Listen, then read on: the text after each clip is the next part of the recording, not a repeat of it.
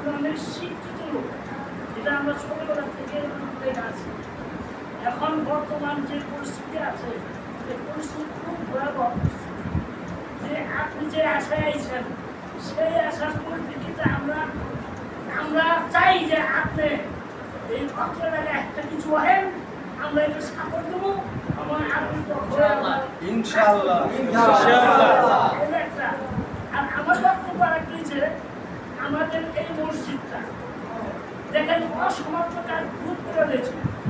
আমাদের এই এলাকাবাসী দাবি এই মসজিদটা আপনার মাধ্যমে এই অসমাপ্ত কাজগুলো একটু করতেন, আমরা একটু আমরা দাবি করি আমাদের এলাকা দাবি এটা শুক্র ভাই কি বলছে জানেন তো, যে আমরা আপনার জন্য আল্লাহর রহমতে আছি না, আমার জন্য লাগে আল্লাহর জন্য ঠিক না, আমার জন্য আল্লাহর জন্য আল্লাহর জন্য আল্লাহ বিধান কাজ হয়, যারা চেষ্টা করে সব তাদেরই তাদেরকে আল্লাহ গুনাহ মাফ করে জান্নাত দেয়। ঠিক কিনা বলেন? গুনাহ মাফ করে জান্নাত দেওয়ার সাথে আমাদের নিজের কাছে করা দুই নম্বর বিষয়টা হইল যে এখন যে অবস্থা হয় দাবি যে আমাদের শুধু এইটা না, আমাদের এই বক্র এলাকা কেরানি যেখানে সমস্যা ছিল সমস্যা যদি নাই করতে পারলাম তাহলে জনগণের সমর্থন নিয়ে রাষ্ট্র নিজের প্যাকে যদি বললাম তাইলে আর দরকার এই যে আমার যাওয়ার দরকার।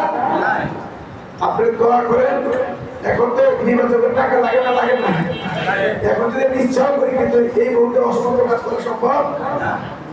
আপনারা দোয়া করেন আর আমি এটা মনে রাখবো কিন্তু আল্লাহ শুধু আগেই সহযোগিতা করা করবো, আমি না প্রতিযোগিতা করবো না, আমি করবো আল্লাহকে ঠিক কিনা।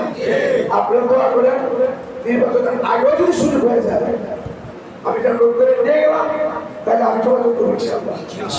আর যদি আল্লাহ শুধু আমাদের দেয় তাহলে আল্লাহ চাইলে আপনাদের আর চিন্তা করা লাগবে কারণটা কি দেয়।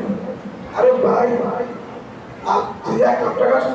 আমরা জানি না সাধারণ মানুষ এক একটা নির্বাচনী আসনে প্রতি বছর 100 কোটি টাকার মতো বাড়ে। কত কোটি টাকা? আসল কয়েক কোটি টাকা কাজ হয় না, কাজ না করে ব্যবসা দিয়ে টাকা উঠে গেছে।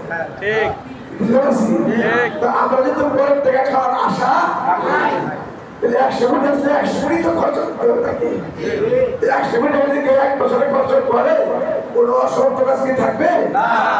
আপনারা দোয়া করেন আল্লাহ যদি আমাদের সুযোগ দেন আমরা ইনশাআল্লাহ দেখবেন আমাদের দেশের জন্য কি করতে দোয়া করবেন ইনশাআল্লাহ।